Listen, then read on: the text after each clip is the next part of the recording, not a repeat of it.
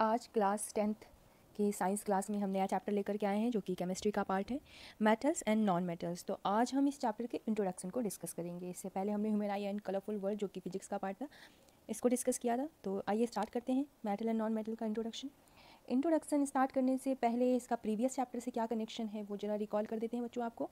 तो बताया था आपको कि अगर मेटल की बात होगी इट मीन्स बेस की बात हो रही है, और अगर नॉन मेटल की बात हो रही है इट मीन्स एसिड की बात हो रही है। तो इस बात को आप याद रखेंगे कि मेटल है तो बेस और नॉन मेटल है तो एसिडिक नेचर है। तो इंट्रोडक्शन को स्टार्ट करते हैं। ये देख लीजिए, यहाँ पर आपको एक कॉन्सेप्ट मैप दिया हुआ है कि आपका चैप्टर हमें इस इंट्रोडक्शन में क्या क्या डिस्कस करना है। ये आपके 9th के चैप्टर्स के से कैसे को रिलेट करते हैं आपकी प्रीवियस नॉलेज से। तो आपने 9th में पढ़ा है metal around us pure chapter. आपको मालूम है कि जो हमारे आसपास जो भी सब्सटेंस है, जो भी वो जिनका भी एक वॉल्यूम होता है, मास होता है, स्पेस ऑक्यूपाई करते हैं, उन्हें हम मैटर कहते हैं। 2 पार्ट्स में डिवाइडेड होते हैं, pure substances and mixture. Then pure substances also divided in elements and compounds. Mixture is also divided in 2 parts, homogeneous mixture and heterogeneous mixture. तो ये 9th क्लास में आपने पढ़ा था। फिर ये एलिमेंट जो है वो फर्दर डिवाइडेड होते हैं 3 पार्ट्स में, metal, non metal and metalloids. तो हमें इस चैप्टर में मेटल एंड नॉन मेटल को डिस्कस करना है, और आज के लेक्चर में हम लोग इनकी फिजिकल प्रॉपर्टीज़ को डिस्कस करेंगे। इन फिजिकल प्रॉपर्टीज़ में सॉलिड जो स्टेट ऑफ मैटर है, हार्डनेस है, melting point, boiling point, malleability, ductility, sonorous, conductor of heat and electricity, density, इन सब पॉइंट्स को हम लोग डिस्कस करेंगे। तो एक नज़र हम डाल लेते हैं पीरियोडिक टेबल में कि मेटल, नॉन मेटल और मेटेलॉइड्स होते क्या हैं।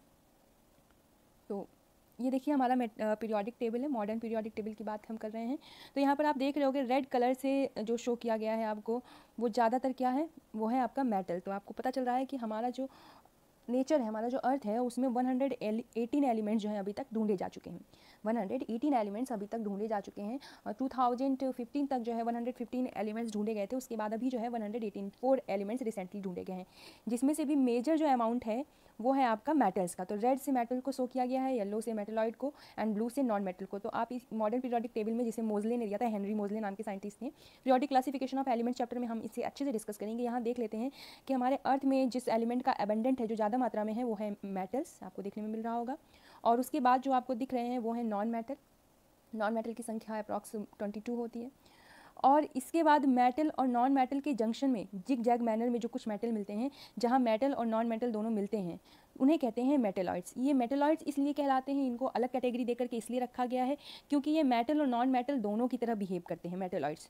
तो मेटल कुछ बिहेवियर इनका मेटल की तरह है, कुछ बिहेवियर इनका नॉन मेटल की तरह है, तो इनको रखा किस में जाए, तो इसीलिए इनको एक अलग इनका बना दिया गया क्लासिफिकेशन, इनको मेटेलॉइड्स कहा गया। तो हम इस चैप्टर में मेटल्स एंड नॉन मेटल्स को डिस्कस करेंगे। तो अगर आपसे पूछा जाए कि कौन सा एलिमेंट एबंडेंट में है, तो आप बताएंगे मेटल्स। इसके बाद अगर हम डेली यूजेस की बात करें तो आपको मालूम है कि मेटल्स, जैसे बात करें, गोल्ड ऑर्नामेंट्स बनते हैं, सिल्वर उनसे भी ऑर्नामेंट्स बनते हैं, मरकरी थर्मामीटर में आप देखते हो, मरकरी के रेंज से पता चलता है कि टेम्परेचर रेंज क्या है। कॉपर वायर बनते हैं, ऑर्नामेंट्स बनते हैं, यूटेंसिल्स, एल्यूमिनियम से भी ऑर्नामेंट्स, यूटेंसिल्स बनते हैं। आयरन से iron nail and utensils also बनते हैं, पिलर वगैरह बनते हैं आपके। जिंक से जिंक ऑर्नामेंट्स, सीड्स, ये सब बनते हैं। तो मेटल के हमारी डेली लाइफ में कितने ज़्यादा यूजेस हैं आप देख सकते हो, इसीलिए शायद ये एबंडेंट में है अर्थ में। इट डजेंट मीन कि नॉन मेटल के यूजेस नहीं है। जैसे अगर हम बल्ब की बात करें, जो हम बल्ब यूज करते हैं, तो इसमें 2 गैसेस फिल होती हैं जिन्हें हम इनर्ट गैसेस कहते हैं, नियॉन एंड आर्गन। तो इनका डेली यूज़ हमारा है, डेली यूज़ में काम आते हैं। अगर हम पेंसिल के लिड की बात करें, जिससे हम लिखते हैं, पेंसिल फिलर, तो वो आपकी ग्रेफाइट की बनी होती है, और ग्रेफाइट जो है वो कार्बन होता है, तो कार्बन भी आपका नॉन मेटल है। जैसे हम बात करें सल्फर की, तो जो आप अंडा खाते हो ना, तो अंडे में जो पीला पीला पोर्शन होता है, उस पीले पोर्शन में जो है, जिसे हम जर्दी कहते हैं हिंदी में, यॉक, उसमें जो है सल्फर होता है, और सल्फर वो कितना ज़्यादा फायदेमंद होता है, और सल्फर जो है एक नॉन मेटल है। तो इस तरीके से हम देखें तो नॉन मेटल की हमारी डेली लाइफ में बहुत से यूजेस है। तो मेटल, नॉन मेटल की हमारी डेली लाइफ में यूजेस बहुत सारे हैं। तो अगर हमें इनकी प्रॉपर्टीज़ मालूम होगी तो हम कहाँ कहाँ इसे यूज कर सकते हैं, ये हमें समझ में आएगा, हम ज़्यादा मोर क्लियर होंगे, इसलिए हम इस चैप्टर को पढ़ रहे हैं। तो आइए फिजिकल प्रॉपर्टीज़ देख लेते हैं। मेटल्स जो हैं वो सॉलिड होते हैं। अगर स्टेट ऑफ मैटर की बात करें, मेटल्स जो है वो जनरली, अगर मैं जनरली कहूँ, यूजुअली कहूँ, तो आप इसे समझिएगा कि अधिकतर जो है वो उस तरीके की प्रॉपर्टी को शो करते हैं, और जब ऑल कहूँ तो मतलब सभी शो करते हैं। अधिकतर में कुछ एक्सेप्शन केस भी होते हैं। तो मेटल जो है वैसे तो सॉलिड होते हैं, लेकिन एक मेटल मरकरी जो है वो लिक्विड होता है, बाकी सभी मेटल्स क्या होते हैं, सॉलिड। अगर हार्डनेस की बात करें तो मेटल्स सभी हार्ड होते हैं एक्सेप्ट लिथियम, पोटेशियम, सोडियम, ये इतने सॉफ्ट होते हैं कि इन्हें हम नाइफ से भी कट कर सकते हैं। अगर लस्टर नेचर की बात करें, मतलब अपीयरेंस, ऐसे सब्सटेंस होते हैं, ऐसे एलिमेंट होते हैं जो अपीयरेंस जो होता है उनका वो शाइनी होता है, शाइनी नेचर के होते हैं, चमकते हैं अगर उनके ऊपर लाइट पड़ती है, तो उस प्रॉपर्टी को लस्ट्रस कहते हैं। तो मेटल जो है वो शाइनी नेचर के होते हैं। आपने देखा होगा आयरन, अलमीरा वगैरह होता है, कुछ भी उस पर अगर लाइट पड़ती है तो वो शाइन करता है, ठीक ना। आपके घर में यूटेंसिल्स पीसेस होते हैं, ऑर्नामेंट्स होते हैं मेटल के, तो वो शाइन करते हैं। नेक्स्ट नेचर है मैलिएबिलिटी का। अगर किसी भी एलिमेंट को हम पीटते हैं और बीट करने के बाद में अगर वो थिन शीट्स में, पतली पतली चादरों में बदल जाए, तो उस नेचर को कहते हैं मैलिएबिलिटी। और मेटल का बहुत अच्छा नेचर है, आपने देखा होगा एल्यूमिनियम की, आयरन की, गोल्ड की, सबकी बहुत पतली पतली हम चादरें बना सकते हैं, शीट्स बना सकते हैं, तो इसी को हम कहते हैं मैलिएबिलिटी। नेक्स्ट है मेटल्स आर डक्टाइल। तो डक्टाइल वो नेचर होता है कि अगर हम किसी भी एलिमेंट्स को हम चाहे तो खींच करके लंबे से लंबा वायर बना सके, तो लंबे से लंबा वायर बना सके, ये मेटल, इस प्रॉपर्टी को हम डक्टाइल कहते हैं या डक्टिलिटी का नेचर कहते हैं। और मेटल्स के पास में ये नेचर होता है। बच्चों आपको बता दें, आपके एनसीईआरटी के पेज नंबर 38 पर आपको मिल जाएगा कि अगर आपको सिर्फ और सिर्फ 1 ग्राम गोल्ड मिलता है, 1 ग्राम आपको अगर गोल्ड मिलता है, तो इस 1 ग्राम गोल्ड से आप 2 किलोमीटर जो है लेंथ का जो है आप वायर बना सकते हैं। तो आप समझ सकते हो कि ये कितना ज़्यादा डक्टाइल नेचर का है कि 1 ग्राम सोने से 2 किलोमीटर लंबा हम तार बना देने हैं बिना उसको टूटे हुए।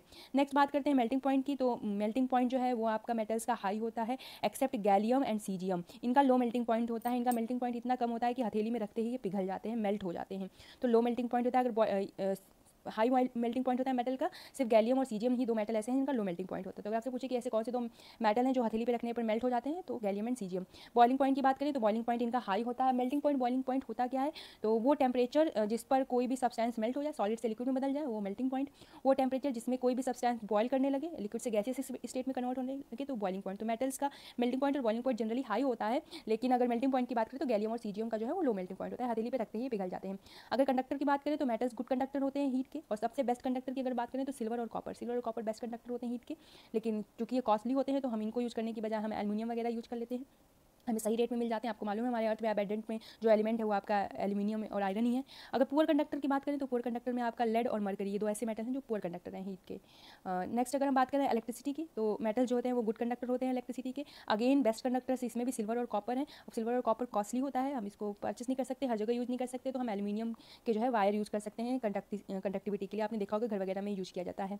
नेक्स्ट बात करते हैं सोनरस। तो सोनरस वो प्रॉपर्टी होती है कि अगर हम किसी भी मेटल को स्ट्राइक करते हैं, उसके हार्ड सरफेस को स्ट्राइक करते हैं, तो वो टन टन टन टन जो है रिंगिंग साउंड देते हैं। रिंगिंग साउंड जो होता है स्ट्राइक करने पर, उसी को हम कहते हैं सोनरस।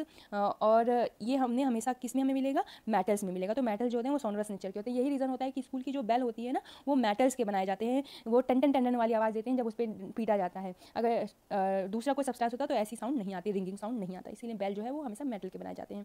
तो ये कुछ फिजिकल प्रॉपर्टीज़ की मेटल्स की एक्सेप्शन केस हैं, इनको जरूर तैयार कर लीजिएगा क्योंकि सीबीएसई के पॉइंट ऑफ व्यू से exception case are most important. ऐसे ही नॉन मेटल की बात करें तो मेटल का जस्ट अपोजिट नॉन मेटल, जो कुछ भी हमने मेटल में पढ़ा उसका उल्टा कर देंगे, वो नॉन मेटल में होगा। Exceptions are everywhere. तो यहाँ देख लेते हैं, अगर स्टेट ऑफ मैटर की बात करें तो नॉन मेटल जो होते हैं वो सॉलिड, लिक्विड, गैस तीनों होते हैं।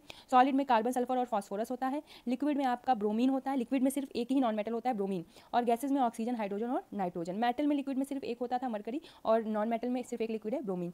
नॉन मेटल जो होते हैं वो जनरली सभी सॉफ्ट होते हैं, जस्ट अपोजिट मेटल का। मेटल जनरली हार्ड होते हैं, एक्सेप्ट डायमंड। तो डायमंड एक जो है एलोट्रॉप है जो कि कार्बन से बना है, कार्बन एक नॉन मेटल है। सबसे हार्डेस्ट सब्सटेंस होता है ये आपका डायमंड, जबकि नॉन मेटल से बनी हुई चीज़ें या नॉन मेटल जो जनरली क्या होते हैं, सॉफ्ट होते हैं।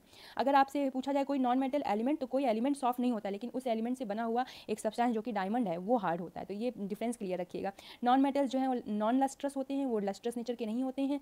इनके ऊपर लाइट पड़ती है तो ये शाइन नहीं करते हैं, ये चमकते नहीं हैं, जस्ट अपोजिट होते हैं। जैसे लकड़ी वगैरह है तो ये नॉन लस्ट्रस है, प्लास्टिक है तो नॉन लस्ट्रस है। लेकिन एक आपका एलिमेंट है, एक नॉन मेटल है जो कि लस्ट्रस नेचर के होते हैं, वो होता है आपका आयोडीन। आयोडीन के ऊपर लाइट पड़ती है तो वो शाइन करते हैं।